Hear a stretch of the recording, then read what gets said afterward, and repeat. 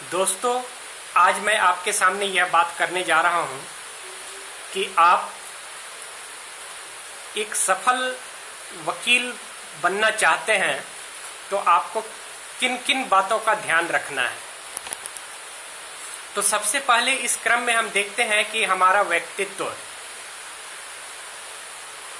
व्यक्तित्व काफी महत्वपूर्ण है, तो इस पे हमें ध्यान रखना पड़ेगा। तो दोस्तों, इस पे हमें यह भी ध्यान रखना पड़ता है कि हमारी सुनने की क्षमता कैसी है। सुनने की क्षमता का क्या महत्व है, इस पे बहुत ध्यान रखना होता है। हमारे बोलने की क्या क्षमता है, इस पे भी आपको बहुत ही ध्यान रखना पड़ता है। आपका बोलने का तरीका कैसा होना चाहिए, डिफरेंट केसों में, डिफरेंट कोर्ट में किस तरीके से आप अपने आप को पेश करेंगे, कैसे पेश करेंगे, इसके प्रति भी आपको ध्यान रखना पड़ता है। आपको यह भी ध्यान रखना पड़ता है कि आप पैसे के प्रति कितना सजग हैं।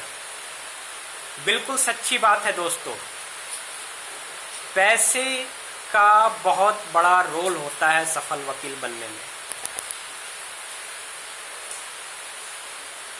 फिर आपको यह भी देखना होता है कि आप कोर्ट के प्रोसीडिंग को देखने के प्रति किस तरीके से अपना व्यवहार करते हैं। आपका व्यवहार समाज के लोगों के प्रति कैसा होना चाहिए, किस प्रकार की नजदीकियां होनी चाहिए या नहीं होनी चाहिए। आप किसी से गहरी दोस्ती करें या ना करें, इस पे भी आपको ध्यान रखना पड़ता है।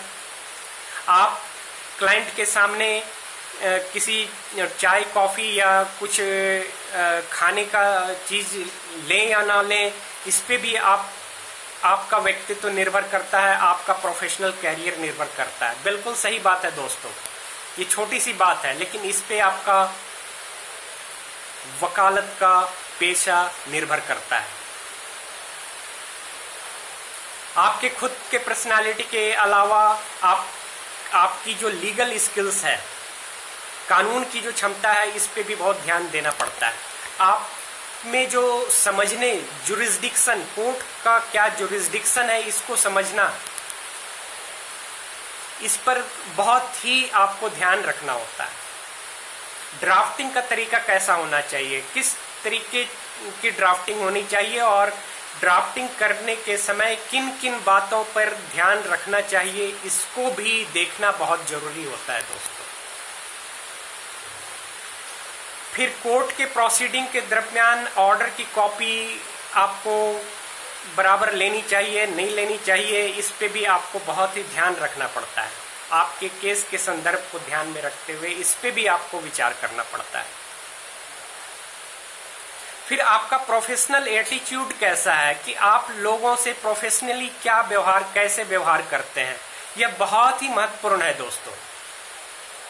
क्योंकि वकालत का पेशा एक प्रोफेशनल पेशा है, तो आपको प्रोफेशनल एटीट्यूड पर बहुत ही ध्यान रखना पड़ता है।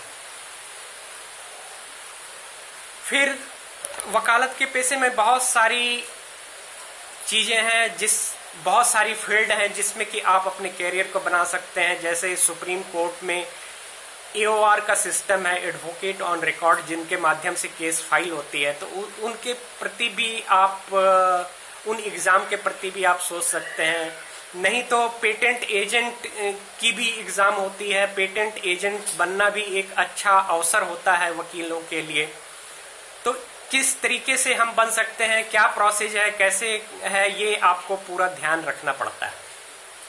फिर वकालत के पेशे में रहने से आपको यह भी जरूर देखना पड़ता है कि आप PIL फाइल करें और आप किन सब्जेक्ट पर PIL फाइल कर सकते हैं, कैसे फाइल कर सकते हैं, किन सर्कमस्टेंसेस में फाइल कर सकते हैं, सुप्रीम कोर्ट की क्या इसमें गाइडलाइन है, इस पे भी आपको बहुत ही ध्यान देना पड़ता है एक सफल वकील बनने के लिए।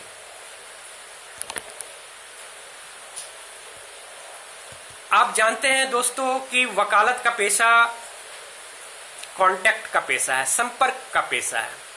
आपके जितने संपर्क होते हैं, आपके जितने जानने वाले होते हैं, आपकी वकालत उसी के हिसाब से आगे चलती है। तो वकालत के पेशे को डेवलप करने के लिए आपका क्या एटीट्यूड होना चाहिए, आपके कॉन्टैक्ट्स को डेवलप करने के लिए, और आपके कॉन्टैक्ट जो डेवलप किए आपने उसको किस तरीके से आपको मेंटेन रखना है, इस पर भी आपको बहुत ही ध्यान रखना पड़ता है दोस्तों। अगर आप इस पे ध्यान नहीं रखते हैं तो आप वकालत के पेशे में कई लोगों से पीछे हो जाते हैं। इसके संदर्भ में मैं यह बात करना चाहता हूं कि क्या इसमें डेवलप करना और मेंटेन करने में 5% पर डे रूल क्या है दोस्तों, इसको भी आपको समझना पड़ता है। ये समझना भी आपके लिए बहुत जरूरी है। फिर आपको यह भी समझना बहुत ही जरूरी है कि ARC ट्रायंगल क्या है, और ARC ट्रायंगल में आपको किन किन बातों पे कैसे कैसे ध्यान रखना जरूरी होता है आपके प्रोफेशन को डेवलप करने के लिए, आपके कॉन्टैक्ट को डेवलप करने के लिए, और आपके कॉन्टैक्ट को मेंटेन करने के लिए।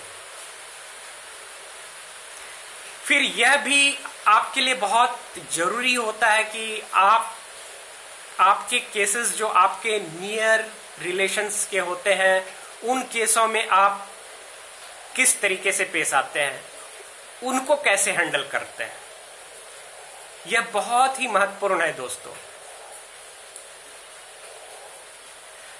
फिर यह भी बहुत महत्वपूर्ण है कि आपका पॉलिटिकल स्टैंड क्या होना चाहिए। एक वकील, सफल वकील बनने के लिए पॉलिटिकल स्टैंड कैसे होना चाहिए, क्या होना चाहिए, इस पे भी ध्यान देना बहुत जरूरी होता है दोस्तों।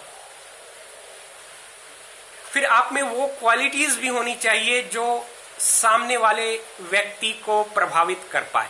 तो वे क्या क्वालिटीज हैं, इन पे भी आपको ध्यान रखना बहुत जरूरी है एक सफल वकील बनने के लिए। दोस्तों, जैसा कि आपको पता है कि हमारा प्रोफेशन ज्ञान का प्रोफेशन है। This is the profession of education. तो आपको जिंदगी में सतत एजुकेशन लेना पड़ता है। हमेशा आपको अपने आप को अपडेट रखना पड़ता है। तो लीगल एजुकेशन क्या क्या आपको लेनी चाहिए, किस तरीके से लेनी चाहिए, ये आपके लिए बहुत ही जरूरी है समझना।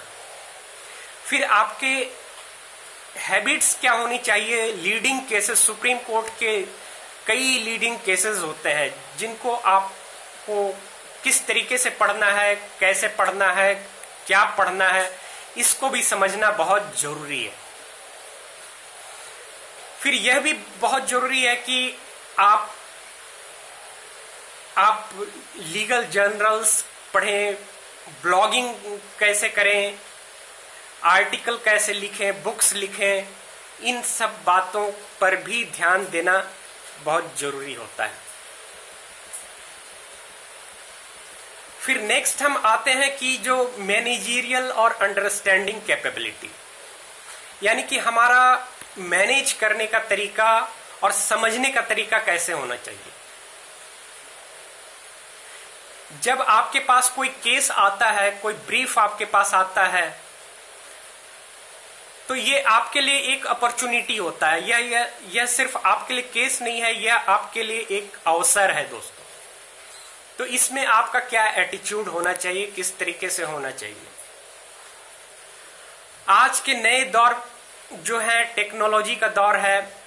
इस टेक्नोलॉजी के दौर में आप इस टेक्नोलॉजी को कैसे आप अपने प्रोफेशन को डेवलप करने के लिए कर सकते हैं और आप एक सफल वकील बन सकते हैं, इस पे भी आपको बहुत ही ध्यान रखना पड़ता है। फिर आपको यह भी जानना बहुत जरूरी होता है कि